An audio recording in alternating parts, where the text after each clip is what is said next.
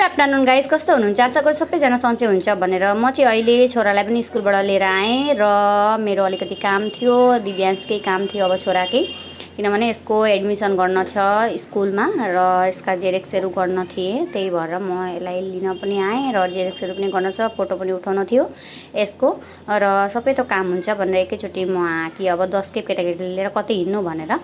यसको चाहिँ प्रब्लम नभन्न, सानैबाटै बोलेन यसले भर्खर बोली फुटेको, यसको बोली नै फुटेको थिएन र ढिलो बोली फुटेको र मैले प्ले स्कुल लगाइदिएर थिएँ यसलाई। 1 वर्ष प्ले स्कुल पढो, प्ले र एलकेजी थियो त्यो स्कुलमा र पढो अब र बोली पनि फुटेको थिएन, त्यही पनि मैले हालिदिएर थिएँ अब बोल्न सिक्छ भनेर। अनि हालिदिएँ। अब त्यहाँबाट त अब 1 वर्ष भइसक्यो, अब युकेजीमा उठ्ने बेला अब होइन, वर्षअनुसार चल्नुपर्छ र युकेजीमा पनि बेला भयो भनेर अब अर्कै स्कुलमा एडमिसनको लागि तयारी गर्दैछु। पत्ता नै टेस्ट हुन्छ अरे, अब टेस्टमा के गर्छ कुनै, भगवानको कृपाले टेस्ट पनि पास गरोस्, राम्रो होस् र युकेजीमा उठोस् भन्ने आशा गर्छु।